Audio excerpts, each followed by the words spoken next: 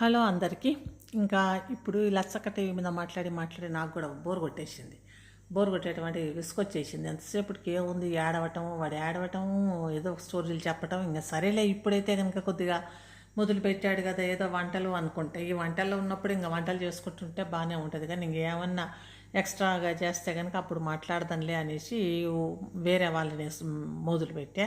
నేను ఎప్పటి నుంచో ఈ గుత్తి నాగరాజు మీద మాట్లాడదాం అనుకున్నా. గుంటి నాగరాజు అయ్యాము.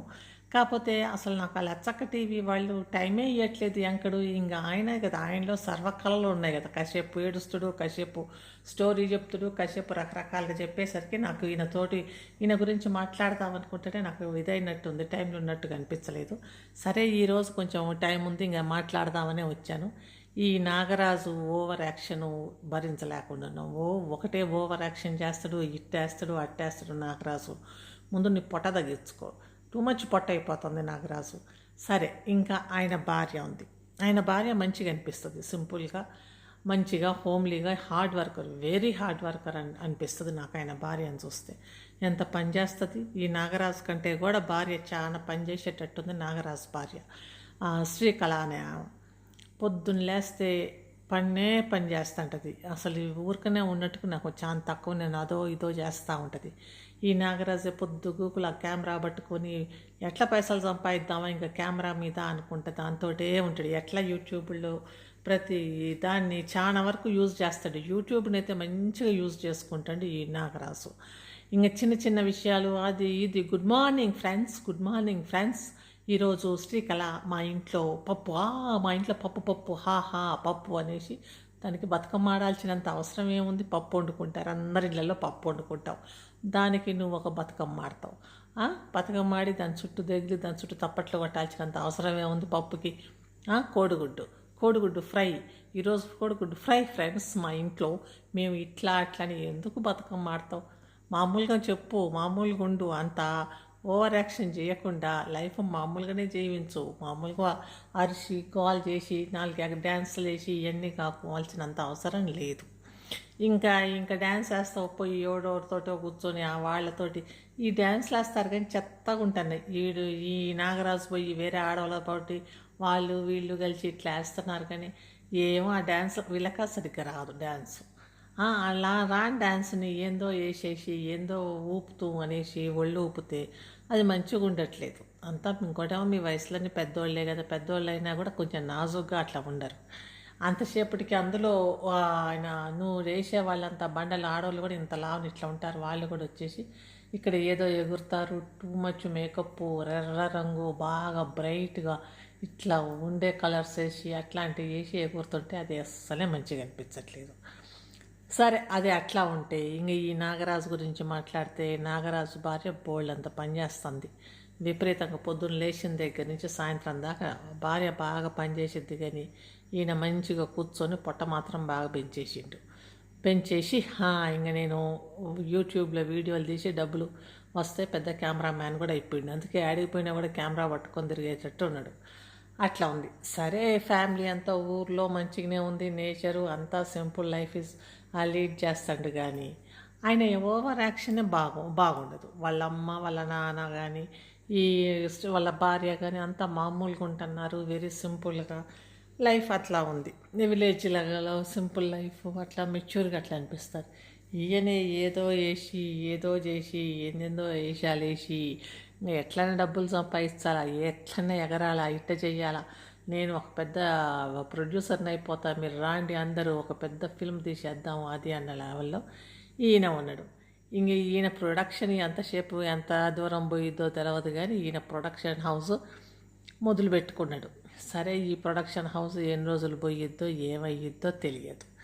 ఇంకా ఇప్పుడేమో నా మీద బ్యాడ్ కామెంట్స్ ఎందుకు పెడతారు అనుకుంటే ఆయన బాధపడిపోతున్నాడు. ఈయన కూడా అప్పుడప్పుడు ఏడుస్తుడు. ఎందుకంటే ఏడుపులన్నీ ఏంటంటే యూట్యూబ్లో ఒక్కోసారి సింపతి కోసం బాగానే సీన్లు పండిస్తున్నారు యూట్యూబర్స్ కూడా, కొంతమంది మగోళ్ళు. ఎందుకు ఏడవంగానే ఏదో అయిపోతారు అనుకోవటమా? ఇట్లాంటి ఏడుపులు ఏడిస్తేనే ఏడుస్తున్నాం అనేసి మగోళ్ళు ఊరికనే అని ఏడుస్తే అది మంచిగా అనిపించదు. ఓకే, బాధపడితే అది బాధ ఇట్లా అనిపిస్తుంది, ఇది ఇట్లా ఉంటుంది అని చెప్తే అది మానే ఉంటుంది. కానీ వీళ్ళు వచ్చి ఏడుస్తుంటే వీళ్ళు యాక్టింగ్ చేస్తున్నట్టుగా ఈజీగా తెలిసిపోయింది. కాబట్టి యాక్షన్లు బంద్ చేసి మామూలుగా పెద్దరికంగా మంచిగా తీయండి. తీస్తే ఇంకా మంచిగా తీయండి. లేకపోతే మామూలుగా ఊరుకోండి. ఆమె బాగానే వంటలు చేస్తుంది, ఆమె మంచిగా భార్య మంచిగా ఉంటుంది, మెచ్యూర్గా, అంటే ఒక పెద్ద ఎట్లా ఉంటుంది అనేది. ఇంకోటి ఏంటంటే అందరు ఏమనుకుంటారంటే ఏముంది ఇంట్లో పని ఏముంది, వీళ్ళకి ఇండియాలో హౌస్ వైఫ్ అంటే ఏమీ లేదు, మంచిగా ఉంటారు, మంచిగా వండుకొని తిని ఇంట్లో పడి ఉంటారు. అట్లేమీ లేదు ఇక్కడ. ఇంట్లో అట్లేమీ ఉండట్లేదు. ఇక్కడ ఇంట్లో పనులు కూడా చాలా పనులు ఉంటాయి. ఇంకా జాబ్ చేసేవాళ్ళు మళ్ళీ పోయి ఇక్కడ వంటలు చేసి అన్నీ చేసి మళ్ళీ పోయి మళ్ళీ జాబ్ చేసి మళ్ళీ వచ్చి సాయంత్రం పిల్లలని జాబ్ అని ఆడవాళ్ళకి ఎంత రెస్పాన్సిబిలిటీస్ ఉంటాయి. వాళ్ళు అంత రెస్పాన్సిబుల్గా ఉండరు. ఫైనాన్షియల్కి కానీ డబ్బులకు కానీ దేనికైనా కూడా ఆడవాళ్ళు చాలా రెస్పాన్సిబుల్గా ఉంటారు. ప్రతి పైసలు వచ్చినా ఏమన్నా వచ్చినా వాళ్ళు ఖర్చు పెట్టకుండా పిల్లలకని అదని ఇదని దాచిపెట్టడం, దానికి దీనికి ఖర్చు పెట్టకుండా ఉంటారు. ఫస్ట్ లేవగానే ఆడవాళ్ళు పొద్దున్నే చేసే పని ఏంది, వంటగదిలోకి పోతారు. ఎందుకంటే ఫుల్ ఫ్యామిలీకి టీ పెట్టాలి. లేకపోతే పని వాళ్ళు ఉంటే కనుక ఏముండదు, పని వాళ్ళు ఎవరు లేకపోతే కనుక చీపురు పట్టుకోవాల్సిందే. ఆడమనిషి లేవంగానే లేచి ఇంటి ముందు ఊడవాల్సిందే. ఇప్పుడు ఇవన్నీ తప్పకుండా ఏ ఆడమనిషి అయినా చేస్తూనే ఉంటారు. ఎంత గొప్పోళ్ళైనా కూడా పొద్దున్నే పోయి టీ పెట్టడం ఆడవాళ్ళే చేస్తారు ఎక్కువ. మగవాళ్ళు మరి తక్కువ చేస్తారు. తర్వాత ఇంకా టీ నుంచి మొదలైతే ఒక్కరోజు ఉమెన్స్ డే అన్నారు. ఉమెన్స్ డే రోజైనా ఒక్కరోజైనా సెలవిస్తారా ఆ వంటగదిలోకి పోకుండా ఆడవాళ్ళని? మీరు ఇంట్లోనే ఉండండి, వంటగది వద్దు, వంటగదిలోకి ఈరోజు అసలు పోవాల్సిన అవసరమే లేదు అని ఒకరోజు సెలవు ఉంటుందా? ఉండదు. తప్పకుండా వంటగదిలోకి చేయాలా, అంట్లుంటే అవి గడగాల, బట్టలు తుక్కోటాలు అన్నీ చేయాల్సిందే ఆడ మనిషి చేయాల్సి ఉంటుంది. ఇంకా జాబుకి కూడా పోతున్నారు. ఇంకా ఇది కాకుండా మళ్ళీ సంపాదించాలని జాబుకి పోయి సంపాదించుకొని వస్తున్నారు. ఇన్ని కష్టపడి ఇంత చేసి పెంచితే పిల్లల్ని, ఆ పిల్లలు రేపు మరి ఎట్లా ఉంటుందో, మంచోళ్ళు అయితే బాగానే మా అమ్మోళ్ళు ఎంత కష్టపడ్డారు అనుకుంటారు. కానీ ఇంకా తర్వాత మరి ఎట్లాంటి వాళ్ళు మరి తెలవదు, ఎట్లయితారు పెద్దగా అయ్యాక. ఆ పిల్లల కోసం లైఫ్ అంతా వస్తారు ఆడవాళ్ళు. ఇంకా మగవాళ్ళు అయితే అప్పుడప్పుడు పోయి మంచిగా తాగి తాగి వస్తుంటారు. ఫ్రెండ్స్ కనిపిస్తే చాలు కొంచెం ఖర్చు పెడుతుంటారు. ఇవన్నీ ఆ మగవాళ్ళు చేస్తారు. బయటికి పోయి ఫ్రెండ్స్ కనిపిస్తే తాగుదాం, నలుగురు కలిస్తే తాగుదాం, అది ఖర్చే కదా, తాగుదాము, ఎంజాయ్ చేద్దాము.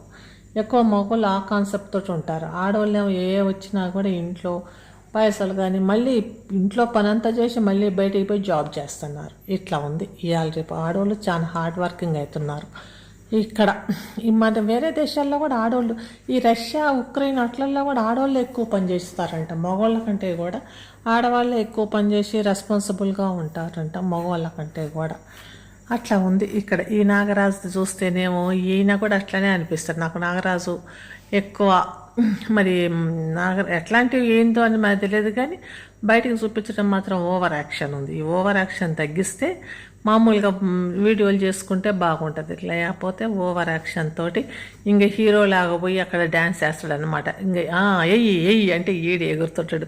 అది నాకు ఫన్నీగా అనిపిస్తుంది. జోకర్లు ఇద్దరు ఎగురుతున్నట్టు అనిపిస్తుంది ఈ వయసులో. ఇట్లా ఏముంది, ఎందుకు ఇంత ఎగరటం? కానీ ఇంకా ఏమైనా డబ్బులు వస్తాయి ఏమో, ఇంకా డబ్బుల కోసం ఆడేమో లచ్చక్క టీవీలో ఏడుస్తున్నాడు, ఈయనేమో ఎగురుతున్నాడు. ఇది బాగా అయ్యారు, సరిపోయారు ఇద్దరు.